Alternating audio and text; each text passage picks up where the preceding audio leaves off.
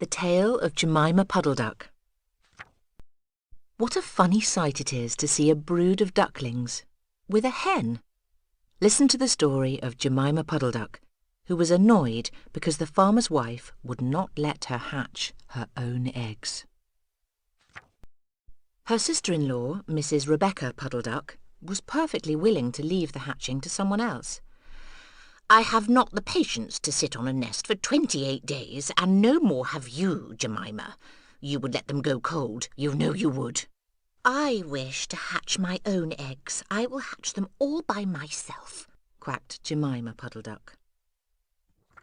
She tried to hide her eggs, but they were always found and carried off. Jermima Puddle-duck became quite desperate. She determined to make a nest right away from the farm.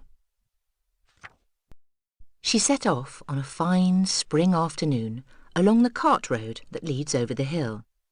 She was wearing a shawl and a poke bonnet. When she reached the top of the hill, she saw a wood in the distance. She thought that it looked a safe, quiet spot. Jermima Puddle-duck was not much in the habit of flying. She ran downhill a few yards, flapping her shawl, and then she jumped off into the air.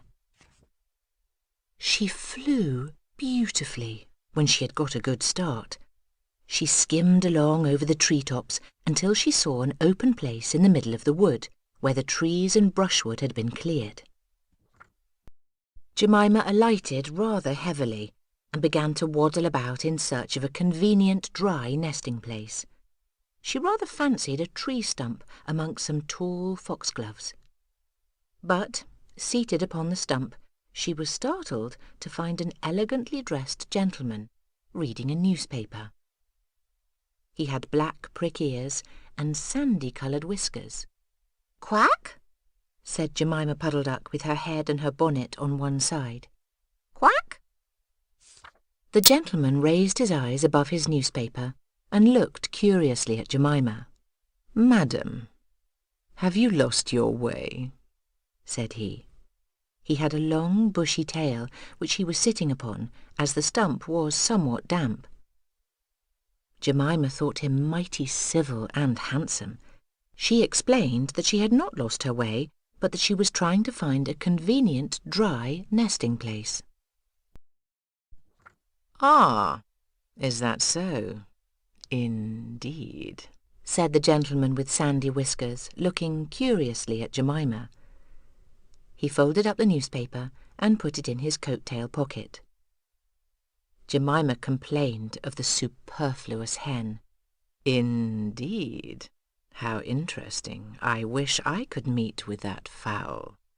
I would teach it to mind its own business. But as to a nest, there is no difficulty. I have a sackful of feathers in my woodshed. No, my dear madam, you will be in nobody's way. You may sit there as long as you like," said the bushy, long-tailed gentleman. He led the way to a very retired, dismal-looking house amongst the foxgloves.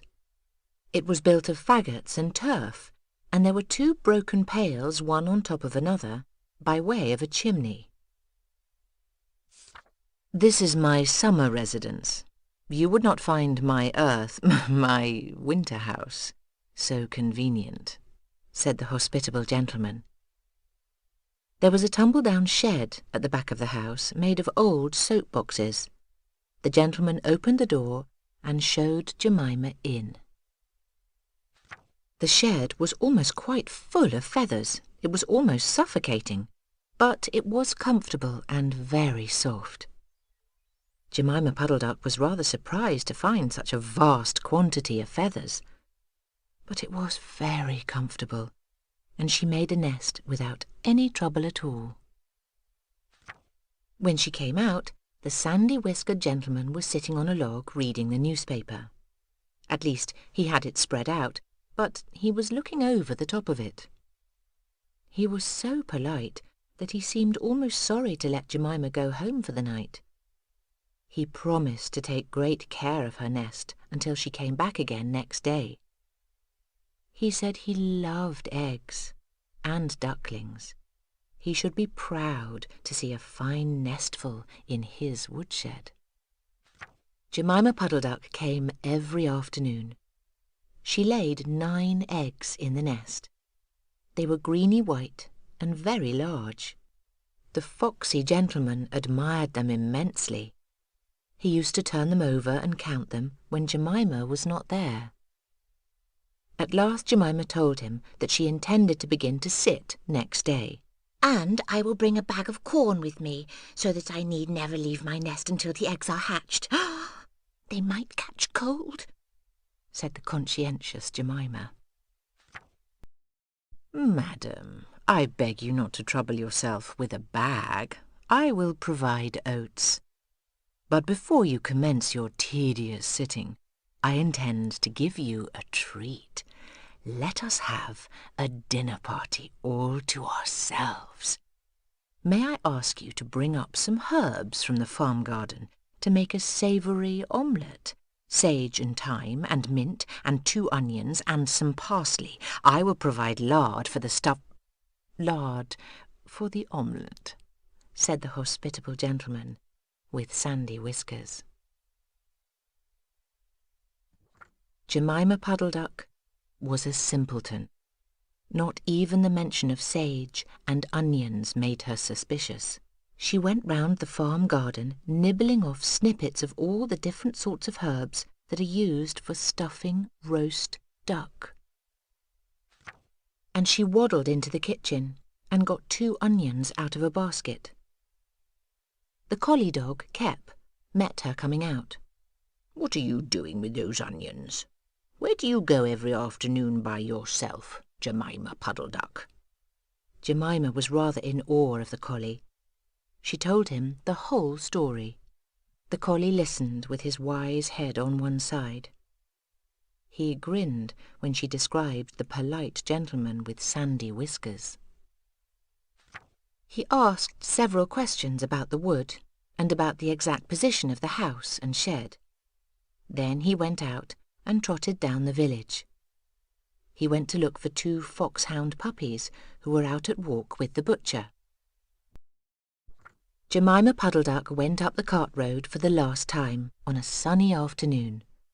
She was rather burdened with bunches of herbs and 2 onions in a bag. She flew over the wood and alighted opposite the house of the bushy, long-tailed gentleman. He was sitting on a log. He sniffed the air and kept glancing uneasily round the wood. When Jermima alighted, he quite jumped. "Come into the house as soon as you have looked at your eggs. Give me the herbs for the omelette. Be sharp." He was rather abrupt. Jermima Puddle-duck had never heard him speak like that. She felt surprised and uncomfortable. While she was inside, she heard pattering feet round the back of the shed. Someone with a black nose sniffed at the bottom of the door and then locked it. Jermima became much alarmed. A moment afterwards, there were most awful noises, barking, baying, growls and howls, squealing and groans. And nothing more was ever seen of that foxy-whiskered gentleman.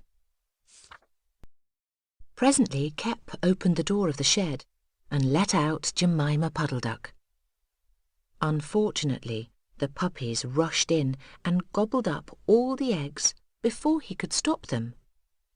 He had a bite on his ear, and both the puppies were limping. Jermima Puddle-duck was escorted home in tears on account of those eggs. She laid some more in June, and she was permitted to keep them herself. But only 4 of them hatched.